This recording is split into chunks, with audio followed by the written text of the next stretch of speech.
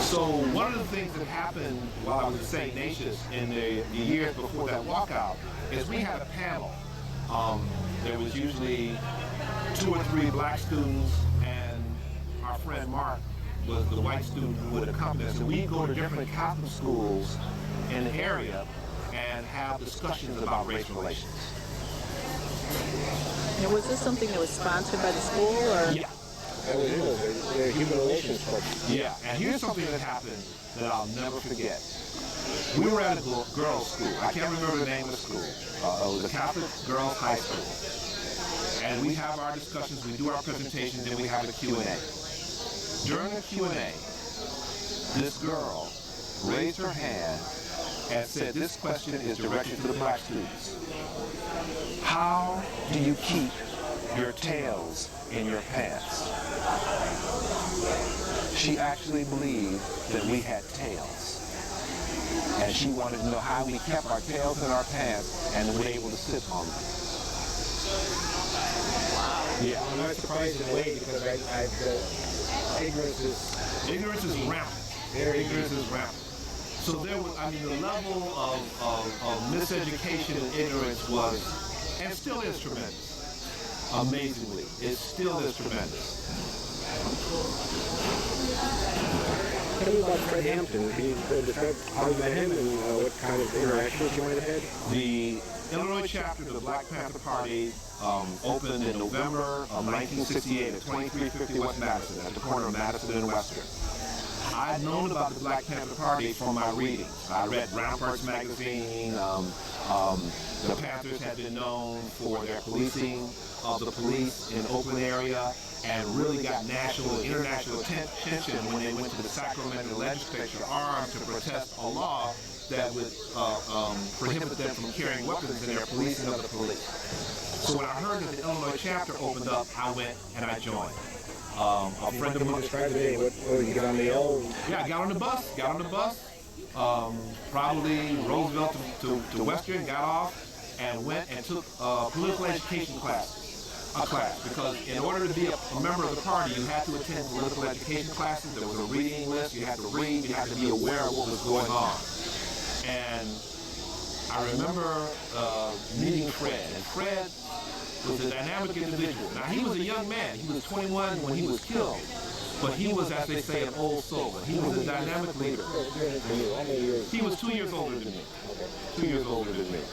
And he was the kind of person, he was the kind of speaker, he was the kind of motivator who, if he said, I want you to go through that wall, you go through the wall and say, where's the next one?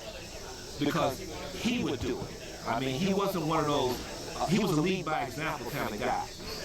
And he, one of the rare qualities of leadership, you had in this organization a very diverse group of people in terms of mindset, education, all kinds of things. One of my friends said when he came in there, he was like, well, I want to go. When do we start shooting people? And Fred said, no, that's not the way we do things here. He said, he told him about the party and what the party worked and said, now, you can't join today. I want you to go and think about this and understand what we do.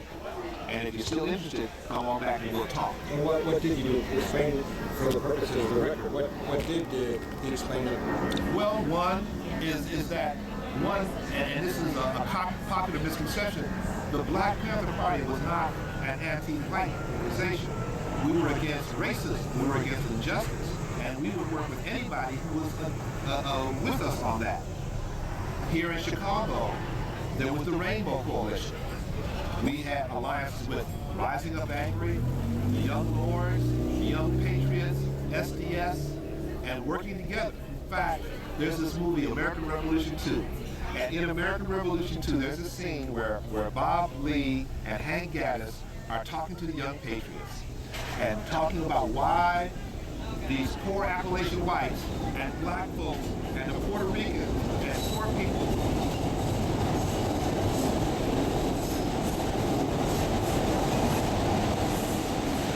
You started that again, American Revolution. Yeah, in American Revolution too, there's another one.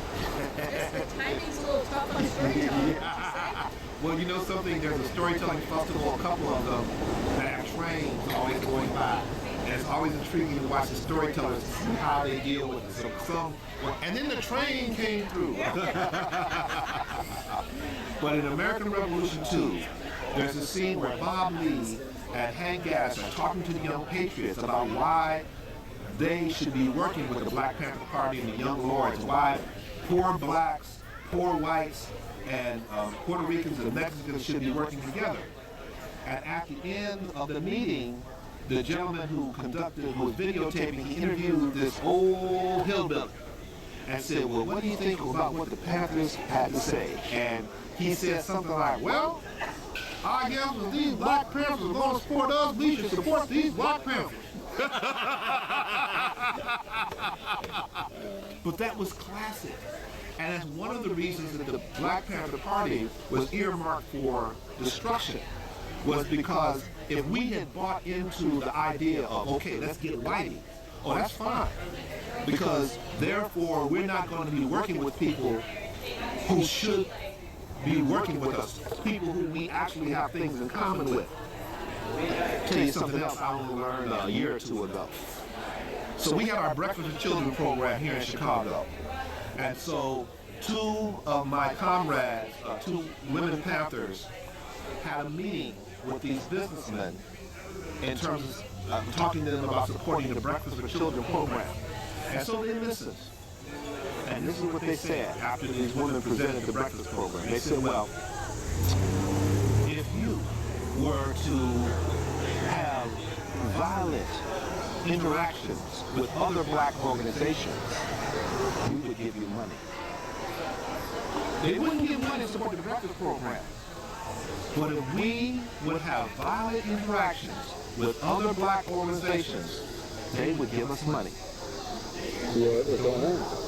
Because it's that divide and conquer thing. We were doing just the opposite. The Black Panther Party was trying to get the Blackstone Rangers to stop being gangbangers, to stop preying on the black community, to become a political organization. The Young Lords had been a street gang that had become political. And so we were trying to work with people and say, well, no, we need to be working together. We need to not be attacking and oppressing our own people. So we have a bigger enemy.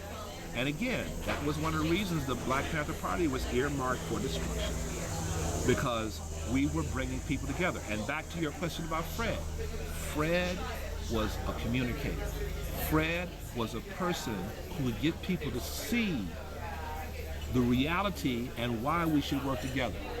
And at the time Fred was assassinated, he was just about to become a national figure, because he was just that dynamic a speaker. He was just that dynamic a motivator. And that's why he was killed.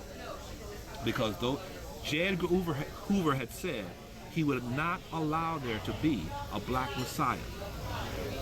Martin Luther King was killed when? When he started going beyond just civil rights.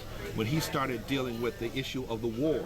When he started dealing with the issues of jobs and unions, that he was killed. Malcolm X, when was he murdered? As long as he was the black Muslim white man is the devil guy, nothing. When he got beyond that, when he started talking about working with progressive whites, that's when he was assassinated. And that was the reason, like I said, these leaders were killed. These organizations, like I said, if you were an organization and you were, the Blackstone Rangers had an audience with Nixon in the White House. In the, it was either, I think it was in the 60s or late 60s, early 70s. The Republican Party gave them about $1 million. All right. Ostensibly, they were supposed to try to break the Democratic organization, but you can be sure that that money went to doing things that were going to be oppressive to the black community. So they weren't earmarked for destruction until they started trying to act like the Panthers and thought that meant randomly going out and shooting cops. So there was a method to the madness. Did you ever attend the class that Fred Hampton taught? I attended. Or who was the teachers? Well, I became one of the teachers of the political education classes. Shortly after joining the party, I became a part of the education cadre, and that was our job, to teach the political education classes. And back to your question about Fred and personal interactions with Fred Hampton.